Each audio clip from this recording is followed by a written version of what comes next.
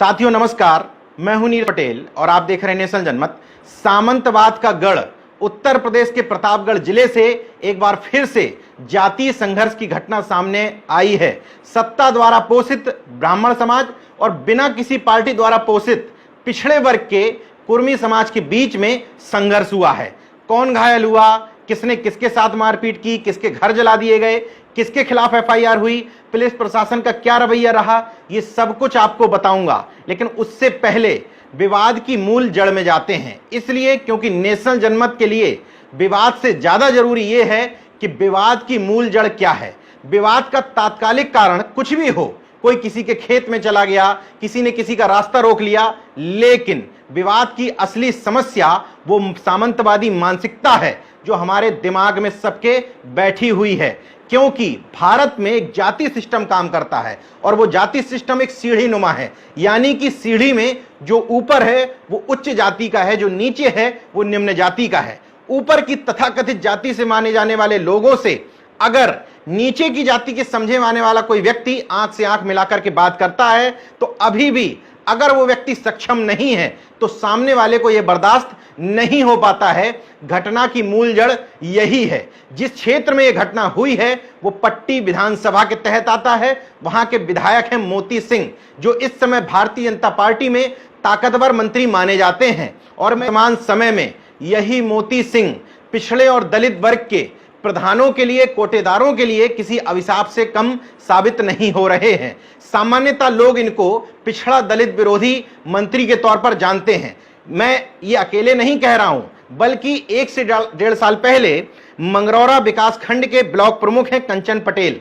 उनके पति कुलदीप पटेल को लगातार हटाने की कोशिश में जब सफल नहीं हुए मंत्री मोती सिंह, तो उनके ऊपर बार बार हमले करवाए गए। एक बार जब यह हमला करवाया गया तो उस समय भारतीय जनता पार्टी के विधायक धीरज ओझा, उस समय जो विधायक हुआ करते थे अपना दल के संगमलाल गुप्ता, जो वर्तमान में भारतीय जनता पार्टी से प्रतापगढ़ से सांसद हो चुके हैं, उन्होंने, और विश्वनाथगंज सीट से अपना दल के विधायक डॉक्टर आर.के. वर्मा, इन तीनों लोगों ने मिलकर के पत्र लिखा था मुख्यमंत्री योगी आदित्यनाथ को और कहा था कि मोती सिंह सामंतवाद का गढ़ बनाना चाहते हैं और पिछड़े और दलित वर्ग के प्रधानों को यहां काम नहीं करने दे रहे हैं। स्थिति आज भी वही है, स्थिति में कोई बदलाव नहीं आया है। भले ही इन राजनीतिज्ञों की स्थिति में जरूर बदलाव आ गया हो, लेकिन प्रतापगढ़ वर्तमान में सामंतवाद का गढ़ बना हुआ है। जाति का सोपानुक्रम इतने खतरनाक ढंग से लोगों की मानसिकता में बैठा हुआ है कि ऊपर का व्यक्ति जब नीचे की किसी जाति के साथ इस तरह का बर्ताव करता है तो उसके जाति के लोगों को बहुत कष्ट होता है। लेकिन जब वही जातियां अपने से नीचे वर्ग के लोगों के साथ में इसी तरह का बर्ताव करते हैं तो उनको इसमें अपनी शान और शौकत समझ में आती है। इसलिए अगर इस तरह की मानसिकताओं को तोड़ना है तो वो जातियां जो किसी भी ऊपर की जातियों द्वारा, तथाकथित उच्च जातियों द्वारा अगर प्रताड़ित हैं, तो उनको आज से इस बात के लेकर शपथ लेनी चाहिए कि हम अपने नीचे किसी भी जाति को नहीं सोचेंगे और नीचे का जातिक्रम पूरा तोड़ करके हम सारे लोग एकजुट होकर के काम करेंगे। अगर इस मानसिकता के साथ काम किया जाए तो सत्ता किसी की भी रहे, ऊपर की तथाकथित उच्च और सवर्ण जातियों की हैसियत ही नहीं है कि आप लोगों का कुछ बिगाड़ पाएं। ये बात मैं इस आधार पर कह रहा हूं कि कई जगह से ऐसी घटनाएं सामने आती हैं जिन जातियों के साथ तथाकथित उच्च जातियां जो बर्ताव करती हैं, वो ही जातियां अपने आप को डोमिनेंट कास्ट समझते हुए अपने से नीचे समझे जाने वाली जातियों के साथ इसी तरह का बर्ताव करते हैं। यही मानसिकता है। किसी भी जाति का व्यक्ति अगर किसी अन्य जाति को अपने से नीचे समझता है तो यही ब्राह्मणवादी मानसिकता है। जरूरी नहीं कि किसी ब्राह्मण जाति के व्यक्ति के अंदर ही ब्राह्मणवादी मानसिकता हो। किसी भी जाति का व्यक्ति अगर अपने से नीचे किसी भी जाति को समझ करके उसके साथ जातिगत हीनता की वजह से बर्ताव कर रहा है, यही ब्राह्मणवाद है और हमें मिलजुल कर इसी ब्राह्मणवाद को खत्म करना है। अब प्रतापगढ़ की उस घटना की बात करता हूं जहां पर ब्राह्मण और कुर्मी समाज के बीच में जाति संघर्ष हुआ है। नुकसान में कौन रहा होगा यह आपको इस बात से समझ लेना चाहिए कि सरकार किसकी है। खैर, मैं पूरा घटनाक्रम आपको समझा देता हूं। 3 गांवों के बीच ये पूरी घटना घूमती है। पट्टी कोतवाली अंतर्गत आता है ब्राह्मण बाहुल्य धुई गांव, जहां के प्रधान पुत्र हैं अनिल तिवारी। दूसरा गांव है गोविंदपुर, जो आसपुर देवसरा कोतवाली अंतर्गत आता है, जहां के प्रधान पति हैं राम प्यारे पटेल। और तीसरा गांव है पट्टी कोतवाली अंतर्गत परसद गांव। दरअसल धुई गांव के प्रधान पुत्र अनिल तिवारी मोती सिंह के जो मीडिया प्रभारी हैं विनोद पांडे, उनके रिश्तेदार और करीबी मित्र हैं, और वैसे भी तिवारी हैं तो वर्तमान सरकार से उनको संरक्षण प्राप्त है। तो अगल बगल में अपनी धौंस दिखाना, रौब जमाना और गाहे बगाहे किसी को पीट देना, ये अनिल तिवारी के लिए आम बात है। 21 मई की शाम को धुई गांव के अनिल तिवारी के ही एक तिवारी जी की गाय गोविंदपुर के नन्हे वर्मा के खेत में चरने चली गई। नन्हे वर्मा ने जब इस बात का विरोध किया तो अनिल तिवारी एंड कंपनी के लोगों ने पहुंच करके कहा कि कुर्मी होकर के तुम्हारी इतनी हिम्मत तो तुम किसी ब्राह्मण से यह कहो कि वो अपनी गाय को हका ले, तुम खुद हका करके उस गाय को बाहर कर दो। इस बात को लेकर के दोनों पक्ष के लोग इकट्ठे हो गए। पुलिस बीच में आई तो दोनों पक्षों को वहां से रफा दफा कर दिया गया। अगले दिन नन्हे वर्मा चूंकि कुछ डेयरी का भी काम करते हैं, उनके डेयरी वाले फार्म हाउस पे कुछ लोगों ने बैठ करके बैठक करी, जिसमें अनिल तिवारी की तरफ से यानी कि प्रधान पक्ष शामिल हुआ। गोविंदपुर के प्रधानपति रामप्यारे पटेल समेत दोनों गांव के तकरीबन 100 लोग इस पंचायत में बैठे। पंचायत में सुलहनामा भी हो गया। इसके बाद अनिल तिवारी, बबलू तिवारी, विपुल तिवारी तमाम अन्य तिवारी साथियों के साथ परसद गांव पहुंचा, जहां पर कुर्मी समाज के रामशंकर वर्मा, गुड्डू वर्मा समेत अन्य लोग छोटी छोटी दुकानें खोले हुए हैं। वहां पर अनिल तिवारी और उसके अन्य साथियों ने कुर्मियों को संबोधित करते हुए गाली देना शुरू किया कि पिछड़े के लोगों में इतनी हिम्मत आ गई है कि हमको आंख दिखाने लगे हैं। रमाशंकर, गुड्डू समेत जब अन्य लोगों ने इस बात का विरोध किया कि हमें क्यों सुना रहे हो, तुम्हारा झगड़ा गोविंदपुर के लोगों से है, वहीं पर जाके सुनाओ। अनिल तिवारी और एंड कंपनी ने इस बात को लेकर के इन दोनों को बुरी तरीके से पीट दिया। बुरी तरीके से ये लोग जख्मी हो गए। जब गोविंदपुर के लोगों को यह जानकारी हुई तो गोविंदपुर के लोग आए और उन्होंने इन लोगों को दौड़ा लिया। इसके बाद इनके घर के पास पहुंच करके निश्चित तौर पर इन लोगों को पीटा गया, क्योंकि ये तिवारी समाज की क्रिया की प्रतिक्रिया थी। बार बार जब आप दबाएंगे किसी व्यक्ति को तो निश्चित तौर पर वो लोग किसी न किसी समय संगठित हो जाते हैं। जब उनको पता है कि सत्ता और पुलिस हमारे साथ नहीं है तो वो लोग भी एकजुट हुए और उन लोगों ने इनको सबक सिखाने की सोची। इसके बाद ही हस्तक्षेप होता है पुलिस प्रशासन का। दोनों जगह कोतवाली से पुलिस आती है, उनके सामने ही तिवारी वर्ग के लोग घर में घुस घुस करके कुर्मी समाज के गोविंदपुर के लोगों को बुरी तरीके से पीटते हैं। जब और पुलिस बढ़ती है, पीएसी भी बुला ली जाती है। इसके बाद एडिशनल एसपी सुरेंद्र प्रसाद द्विवेदी जी की मौजूदगी में पुलिस प्रशासन फायरिंग करता है। 8-9 राउंड फायरिंग की जाती है। उससे एक कुर्मी बद्री प्रसाद वर्मा के घर में आग लग जाती है। 3 भैंसें बुरी तरीके से जल जाती हैं। तीनों भैंसों की मौत हो जाती है। इतना ही नहीं, ब्लॉक प्रमुख मगरौआ के बहनोई पिंटू वर्मा के घर में भी पुलिस तोड़फोड़ करती है। तमाम घरों से जो कुछ भी मिलता है पुलिस को, पंखे से लेकर जो भी सामान उठा करके ले जाती है। तमाम महिलाओं को, पुरुषों को उठा करके गिरफ्तार कर लिया जाता है। जब चारों तरफ से दबाव पड़ता है तो महिलाओं को तो अगले दिन छोड़ दिया जाता है, लेकिन एक पक्षी कार्रवाई करते हुए, ध्यान दीजिएगा, तिवारी पक्ष से तहरीर ले ली गई, पुलिस ने अपनी तरफ से तहरीर लेकर के 2-2 एफआईआर केवल पटेल पक्ष के लोगों पर दर्ज कर ली है।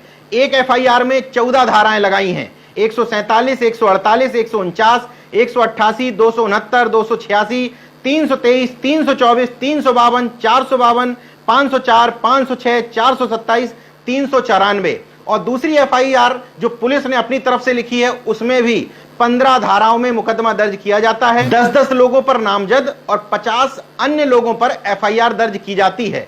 50 अन्य का मतलब पुलिस का खेल आप समझते हैं, किसी भी व्यक्ति को पकड़ करके वो गिरफ्तार कर सकते हैं, क्योंकि 50 अन्य में किसी का भी नाम शामिल किया जा सकता है। कोरांव में इस तरह की घटना इससे पहले भी हुई है, जहां ब्राह्मण और कुर्मी वर्ग के बीच में घटना सामने आई थी। वहां पर कोतवाल ब्राह्मण समाज से थे तो उन्होंने अन्य का खेल करके उठा के चुनिंदा कुर्मियों को जेल में ठूसना शुरू कर दिया था। उसी तरह की घटना कमोबेश प्रतापगढ़ में सामने आई है। नेशनल जनमत ने एडीजी जोन प्रयागराज प्रेम प्रकाश जी और डीएम प्रतापगढ़ डॉक्टर रूपेश कुमार जी से अनुरोध किया था कि इस मामले में हस्तक्षेप कर दोनों पक्षों से एफआईआर दर्ज करवाएं। इसलिए क्योंकि पुलिस समेत तमाम प्रशासनिक अधिकारी इस बात को मान रहे हैं कि 2 पक्षों के बीच में झगड़ा हुआ है। तो अगर झगड़ा 2 पक्षों के बीच में हुआ है, निश्चित तौर पर मारपीट दोनों तरफ से हुई है, लेकिन यहां पर पीड़ित पक्ष कुर्मी समाज है, क्योंकि उसके ही घर जले हैं, उसके ही लोगों की भैंसें जले हैं, उसी के लोगों के सर पर 12-12, 15-15 टाके आए हैं और उसी पक्ष के लोगों को जेल में ठूंस भी दिया गया है। तो पीड़ित पक्ष की तरफ से अभी तक एफआईआर दर्ज क्यों नहीं की गई है? जब इस मामले में इन दोनों अधिकारियों को अवगत कराया गया तो एडीजी प्रेम प्रकाश जी ने तुरंत इस मामले पर प्रतिक्रिया देते हुए प्रतापगढ़ पुलिस से कहा कि इस मामले पर कार्रवाई करके अवगत कराएं। नेशनल जनमत के उसी ट्वीट पर प्रतापगढ़ पुलिस ने कहा कि एफआईआर दर्ज कर ली गई है और सीओ पट्टी को कहा गया है कि इस मामले पर विवेचना करके सूचित करें, इस आधार पर अग्रिम कार्रवाई की जाएगी। लेकिन मैं प्रतापगढ़ पुलिस से अनुरोध करता हूं कि अगर आप न्यायिक प्रक्रिया अपनाना चाहते हैं तो दोनों पर एफआईआर दर्ज करिए। मैं ये नहीं कहता हूं कि कुर्मी समाज के सभी व्यक्तियों पर आपने गलत एफआईआर दर्ज की। अगर झगड़ा दो पक्षों के बीच में हुआ था तो एफआईआर भी दोनों पक्षों पर समान तरीके से निष्पक्ष होकर के करनी चाहिए थी। बाद में जो जांच होगी, जांच में जो बात सामने आएगी वो बात की बात है, लेकिन प्रथम दृष्टया अगर इस मामले का मेन आरोपी अनिल तिवारी है तो उस पर अभी तक और उसके साथियों पर एफआईआर दर्ज क्यों नहीं की गई? गोविंदपुर गांव में ब्राह्मण समाज और पुलिस प्रशासन के गठजोड़ की वजह से इस कदर दहशत व्याप्त है कि पिछड़े वर्ग के तमाम लोग, जिसमें खास करके कुर्मी, गांव छोड़ करके भाग गए हैं। ये स्थिति ऐसे समय में है जब भारतीय जनता पार्टी के प्रदेश अध्यक्ष स्वतंत्र देव सिंह इसी कुर्मी जाति से आते हैं।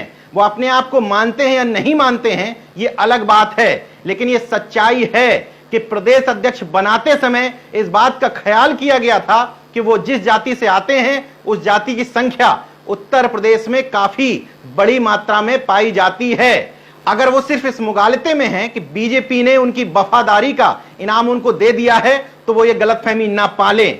उत्तर प्रदेश में किसी भी जाति के व्यक्ति को प्रदेश अध्यक्ष जैसा पद थमाया जाता है तो निश्चित तौर पर यह विश्लेषण किया जाता है कि उसके जाति का वोट बैंक किस संख्या में है और किस पार्टी को कितना मिल सकता है।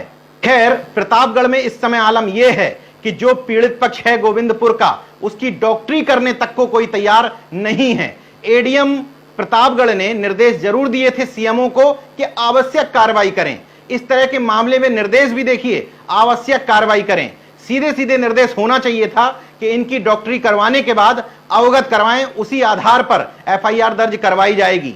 खैर, कुर्मी समाज के राजनीतिक मसीहा बनने का ढिंडोरा पीटने वाले तमाम सारे राजनीतिक दलों और राजनीतिज्ञों के बीच में आज स्थिति यह है कि प्रतापगढ़ में जो पीड़ित कुर्मी पक्ष है उसकी अभी तक एफआईआर लिखना तो छोड़िए, अभी तक इनका मेडिकल तक नहीं कराया गया है, जबकि घटना को 2 दिन से ज्यादा का समय बीत गया है। ऐसे में न्याय की उम्मीद किससे की जाए, ये दूर की कौड़ी ही साबित होती है। इस मामले में विभिन्न राजनीतिक दलों की क्या भूमिका रही ये मैं आपको बताऊंगा, लेकिन सबसे पहले ये जानना जरूरी है कि इस मामले में पट्टी के समाजवादी पार्टी के पूर्व विधायक राम सिंह पटेल ने क्या कहा। हालांकि वो इस समय कांग्रेस पार्टी में आ गए हैं अपने पिता बाल कुमार पटेल समेत, लेकिन क्योंकि वो पट्टी से विधायक रहे हैं मोती सिंह से पहले, इसलिए उनकी प्रतिक्रिया सबसे जरूरी है। नेशनल जनमत से बातचीत करते हुए राम सिंह पटेल का स्पष्ट कहना है कि प्रतापगढ़ में जो भी पुलिसिया उत्पीड़न और दमन हो रहा है पिछड़े और दलित वर्ग के खिलाफ,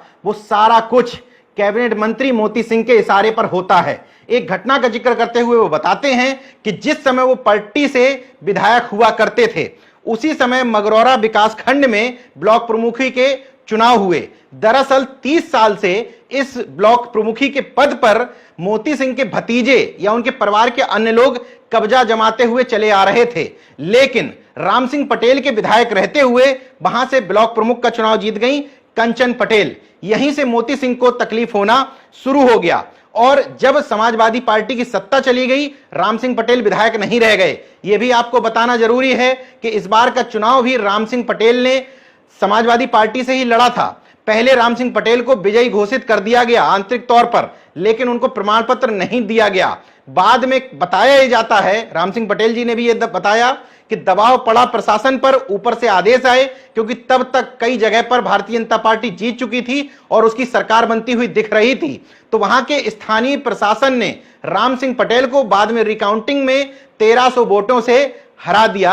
यह राम सिंह पटेल का आरोप है, कितना सही है नहीं है यह आप लोग और प्रतापगढ़ की जनता ही जानती होगी, लेकिन हकीकत यह है कि मोती सिंह का ब्लॉक प्रमुख कंचन पटेल और उनके पति कुलदीप पटेल से इसी बात को लेकर झगड़ा है।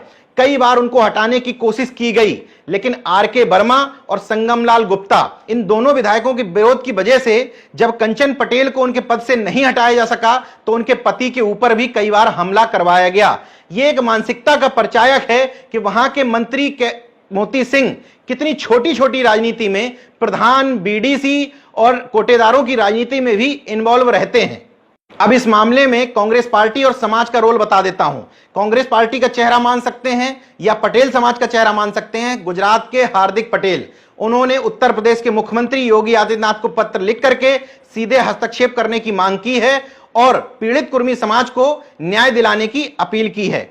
इसके अलावा कांग्रेस पार्टी के प्रदेश उपाध्यक्ष हैं वीरेंद्र चौधरी। उन्होंने बकायदा बयान जारी करके मोती सिंह पर आरोप लगाए हैं, इस पूरी घटना के लिए जिम्मेदार बताया है और वहां के प्रतापगढ़ के एसपी को बर्खास्त करने की मांग भी की है। कांग्रेस पार्टी के ही प्रदेश महामंत्री मनोज यादव और प्रदेश प्रवक्ता अनूप पटेल ने भी इस मामले पर कड़ी प्रतिक्रिया व्यक्त करते हुए आरोपियों पर कठोर से कठोर कार्रवाई करने की मांग की है।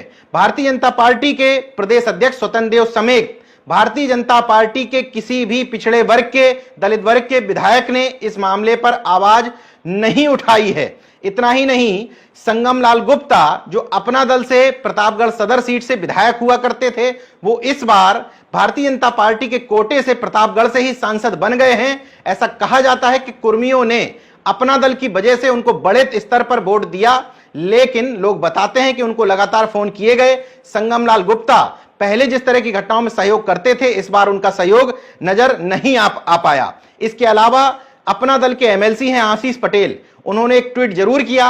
उस ट्वीट को तमाम सारे लोग सर्कुलेट भी कर रहे हैं, लेकिन अपना दल के विधायक इस समय प्रतापगढ़ सदर सीट से हैं राजकुमार पाल। ये बताना चाहिए अपना दल को, जो कुर्मी समाज की रहनुमाई की और उनके वोटों का राजनीतिक ठेका लेती है, तो उनको बताना चाहिए कि उनकी ही पार्टी के विधायक राजकुमार पाल और विश्वनाथगंज से सीट से विधायक डॉक्टर आर.के. वर्मा दोनों इस घटना पर मौके पर क्यों नहीं पहुंचे। हालांकि डॉक्टर आर.के. वर्मा से मेरी खुद फोन पर बात हुई। उन्होंने कहा कि इस मामले का मैं संज्ञान ले रहा हूं, लॉकडाउन की वजह से अभी तक मैं वहां पर नहीं पहुंच पाया, लेकिन अंदरूनी तौर पर मैं सारे अधिकारियों से बात कर चुका हूं और निश्चित तौर पर पीड़ित पक्ष को मैं न्याय दिलाऊंगा। हालांकि अभी तक कोई भी किसी भी पार्टी का विधायक, सांसद घटनास्थल पर नहीं पहुंचा है। भारतीय संगम पार्टी द्वारा फेसबुक पर लगातार इस बात का विरोध जताया जा रहा है। Doctor R S. सिंह पटेल जो सरदार सेना के राष्ट्रीय अध्यक्ष हैं, वो भी लगातार विरोध दर्ज करा रहे हैं। इसके अलावा वहां के लोगों ने भी बताया कि आर.एस. पटेल उनके संपर्क में हैं। उन्होंने इस बात की घोषणा की है कि जल्द ही प्रशासन से अनुमति लेकर के सरदार सेना का एक प्रतिनिधि मंडल इस पूरे मामले को देखने के लिए जाएगा। समाजवादी पार्टी की तरफ से अखिलेश यादव या उनके प्रदेश अध्यक्ष का कोई ट्वीट सामने नहीं आया, लेकिन जिला पंचायत सदस्य इस क्षेत्र से मुन्ना पटेल ने यह जरूर बताया कि समाजवादी पार्टी के प्रदेश अध्यक्ष नरेश उत्तम पटेल से उनकी बातचीत हुई है।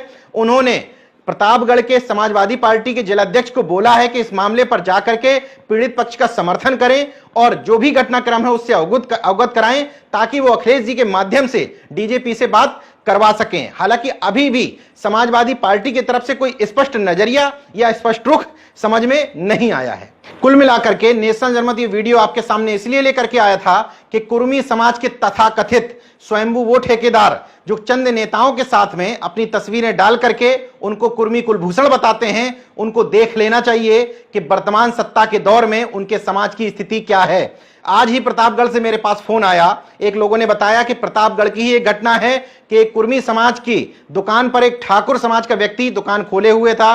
कुर्मी समाज के व्यक्ति ने जब दुकान खाली करने को कहा तो ठाकुर समाज के लोगों ने कुर्मी समाज के व्यक्ति को बुरी तरीके से पीट दिया। यह अकेली घटना नहीं है, पूरे प्रदेश में इस तरह से घटनाएं सामने आ रही हैं और सत्ता पक्ष के वो लोग, एक पक्ष तो ऐसा है स्वतंत्र देव सिंह एंड कंपनी जो कुछ बोलता ही नहीं है, दूसरा ग्रुप वो है अपना दल समर्थित ग्रुप जो अपने नेताओं का कोई ट्वीट या कोई चिट्ठी सामने आ जाने पर ही उसको सर्वस्व मान लेता है और मान लेता है कि इसी से उनके समाज का उद्धार हो जाएगा। यही वजह है कि उनका समाज ठुक रहा है, पिट रहा है, लुट रहा है, उस पर कोई बोलने के लिए तैयार नहीं है। समाजवादी पार्टी और अन्य विपक्षी दलों को भी यह समझना चाहिए कि केवल उनके नेता एक जाति पर ही बोल करके सत्ता में नहीं आ सकते। अगर उनको लगता है कि संपूर्ण पिछड़ा वर्ग उनका है तो बिना ये सोचे हुए कि उनके वर्ग के लोग बोल रहे हैं या नहीं बोल रहे हैं, आपके पास संपूर्ण पिछड़े वर्ग की ठेकेदारी है तो आपको बोलना पड़ेगा। देखते रहिए नेशन जनमत, जागरूक और सजग बने रहिए। जय विज्ञान, जय संविधान, जय लोकतंत्र।